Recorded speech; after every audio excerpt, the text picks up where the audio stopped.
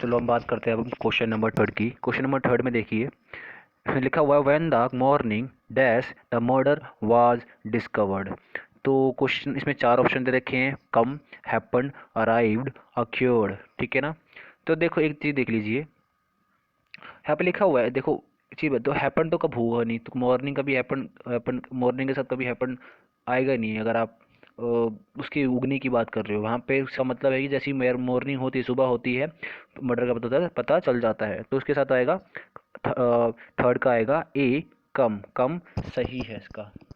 मैंने इसमें ना कुछ क्वेश्चन है ना, उन पे पहले ऑलरेडी मैंने इस पर टिक लगा दिया जानबूझ के।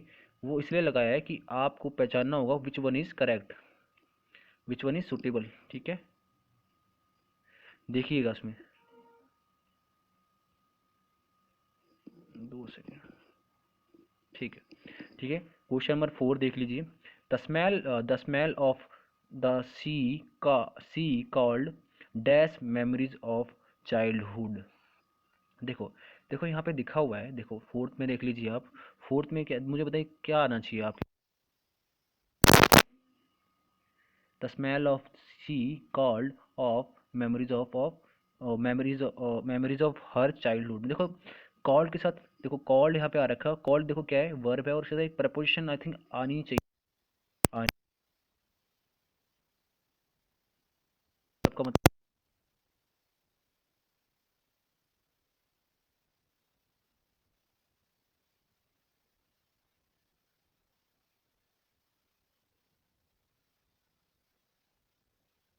जाएगा, इसका आंसर नंबर आ जाएगा इसका सी। ठीक है, अब आगे बढ़ते हैं।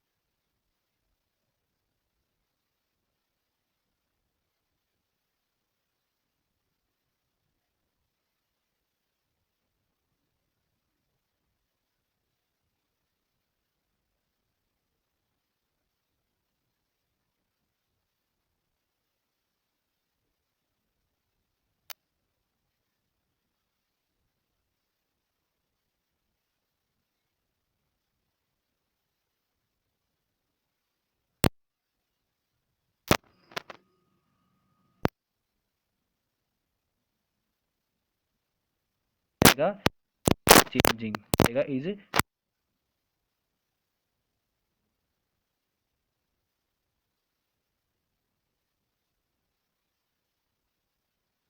मॉब। मॉब क्या होगी, जब मॉब होगी क्या, वॉयलेंट। तो क्या होगा, जब मॉब ने क्या,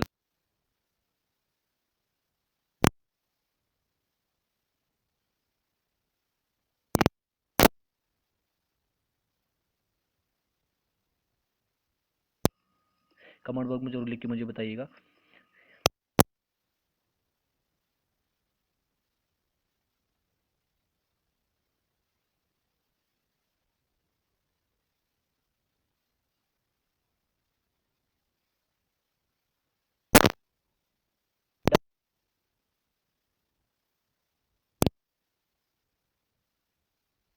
बात को अपने हिसाब से चेंज करके पेस्ट किया गया है। देखो उसमें बोला गया है, मास्टर आपको एरर स्पॉट करना है कि where the exist this sentence. तो आपको पता लगाना है कि इस सेंटेंस में जो एरर है वो कहाँ एग्जिस्ट करता है, कहाँ पे एग्जिस्ट करता है। तो देखो, my sister asked me that how long I would stay there. How my sister asked me how long I would की जगह यहाँ पे क्या आना चाहिए, शुड आना चाहिए। क्या आना चाहिए, शुड आना चाहिए। देखो क्यों आना चाहिए मैं बताता हूँ आपको। देखो इसको देखा इसका जो लहजा ही है ना सेंटेंस में, पढ़ने से ही आपको, अगर आपने सही तरीके से पढ़ा होगा तो वो लहजा आपको समझ में आ जाएगा। My sister asked me that how long I should stay there, मतलब कि मुझे वहाँ कितनी देर रहना चाहिए, ना कि कितनी देर वहाँ पे रहना होगा। मुझे आस्क्ड मी मतलब इसको समझाया कि कितनी देर मुझे वहाँ पे रहना चाहिए, ठीक है।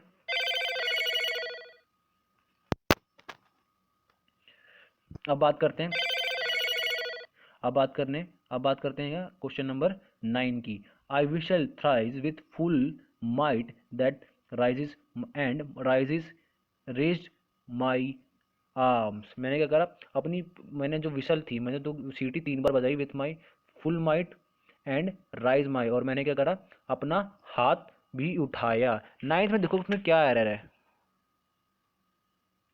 मुझे बताइए।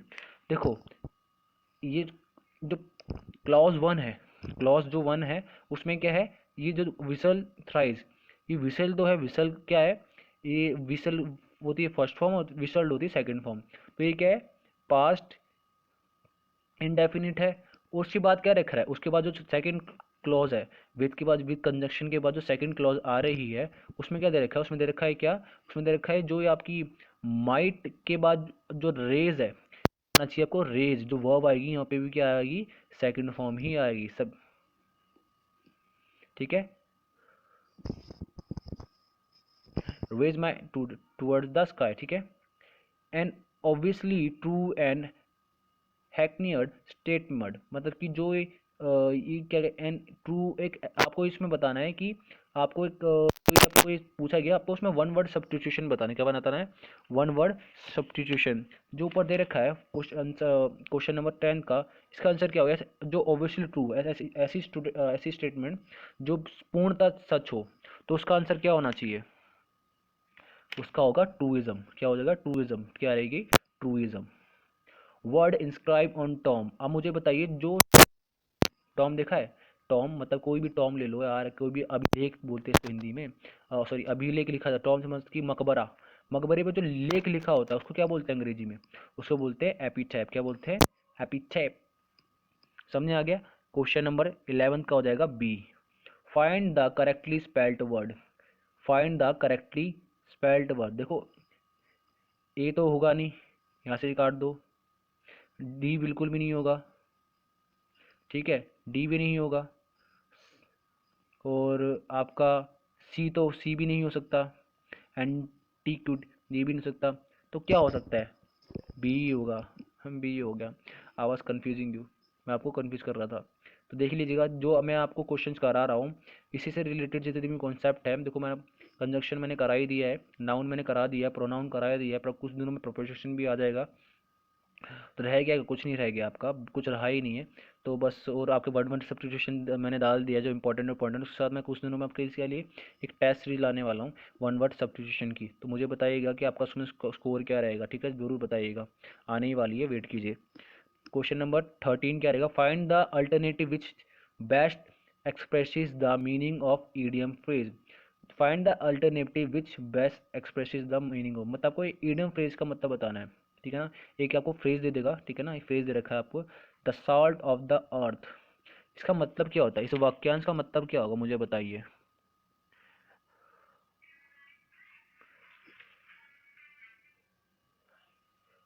इसका मतलब क्या होता है, इसका मतलब होता है कांड, काइंड। देखो, people of village are salt of the earth, मुझे बताइए। देखो इसका आप कभी करना, देखो ईडियम्स जो आते हैं ना वो इतने बेसिक होते हैं ना, आप उसको ना देख के ही पहचान सकते हैं उसमें क्या, उसका मतलब क्या होगा।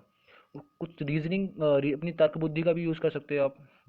सॉल्ट ऑफ द अर्थ में समझते हो, अर्थ में समझते हो सतह पर जो सॉल्ट हो, वो जो सतह पर सॉल्ट होता है वो कैसा होता है, छना हुआ होता है, रिफाइन होता है, काइंड होता है ना। तो क्या होगा, ये क्या हो जाए, वो जो समुद्र में जो सॉल्ट रहता है उसमें क्या होता है, उसमें अशुद्धियाँ होती है बहुत सारी, और जो उसमें हम इसको छानते हैं, जो हमारे घर में आता है वो क्या होता है, अर्थ में जो यूज़ होता है, वो लैंड पे यूज़ होता है, वो कैसा होता है, वो बिल्कुल छना हुआ होता है, प्योर होता है।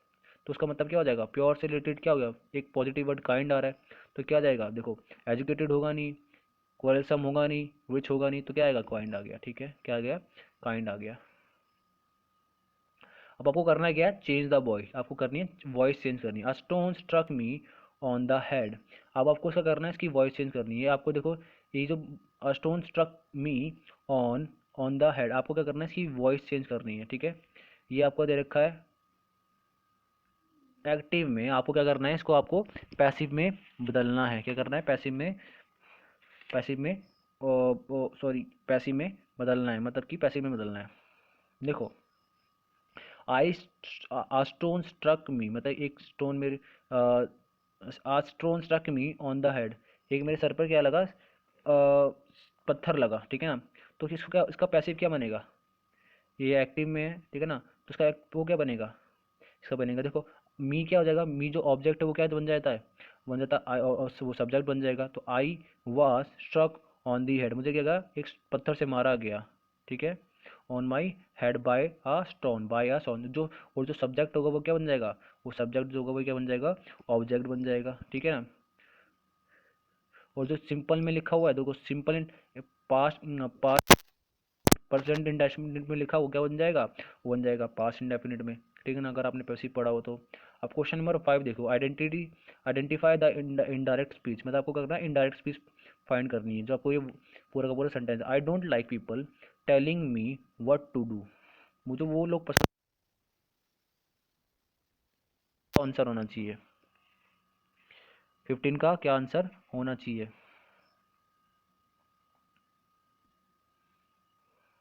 इसका होगा क्वेश्चन आंसर नंबर बी, इसका होगा क्या, आंसर नंबर बी। अब आपको ये दे रखा है, क्या ये दे रखा है, आपको पैसिव दे रखा है, आपको पढ़ लीजिएगा, पीडीएफ मैंने आपको मैं टेलीग्राम बुक पे डाल ही देगा। What is the opinion of most of the people about literature, मुझे ये तो आपका ये हो गया। अब इसके कुछ क्वेश्चन, एंटोनियम्स क्या रहता है मुझे बताइए। अब एंटोनियम्स समझ लेते हैं, अगर आपने एंटोनियम्स पढ़ा होगा तो देख लीजिए। 17 का जो एंटोनियम्स पूछ रखा, क्या पूछ रखा है, इसमें पूछ रखा है आपसे कि एंटोनियम्स, कंक्लूड मतलब क्या होता है, देखो कंक्लूड मतलब होता है किसी चीज़ को अपने अंदर लेना, कंक्लूड मतलब कि अंदर लेना किसी चीज़ को, मतलब कि कंक्लूड करना, है ना, बोलते नहीं है दिस ऐसे should be conclude in my book, बोलते नहीं, ये जो ऐसे मेरी बुक में जरूर होना चाहिए, should be conclude in my book, तो बोलते नहीं, कंक्लूड मतलब हो गया किसी चीज़ को अंदर लेना, और किसी को एक्सक्लूड का क्या हो जाएगा, उसका विपरीत क्या हो जाएगा, किसी चीज़ को छोड़ना, बी क्या हो जाएगा, इसका आंसर क्या हो जाएगा, बी क्या हो जाएगा, B. According to the author it is, ये तो आपको कॉम्प्रिहेंसिव से पूछा गया है। क्वेश्चन नंबर 19 क्या है, फॉर्म ऑफ एडजेक्टिव, अब पूछा गया, अब आपको बताना, अगर आपने एडजेक्टिव पढ़ा होगा, एडजेक्टिव नहीं होता है, एडजेक्टिव एडजेक्टिव होता है, क्योंकि उसमें डी जो होता है साइलेंट होता है, पढ़ना सीख लीजिए, एडजेक्टिव नहीं होता है, एडजेक्टिव होता है। तो जो पूछा गया है मुझे बताइए, इसमें आपका क्या होगा, पूछना गया है कि इसमें एडजेक्टिव क्या होगा, इसका एडजेक्टिव होना चाहिए, इसका एडजेक्टिव क्या होगा, इसका जो एडजेक्टिव होगा मुझे बताइए क्या होगा, ये होगा क्या, नहीं होगा, हॉटर तो होता ही नहीं है, हॉटनेस भी तो नहीं होता, है ना, हॉट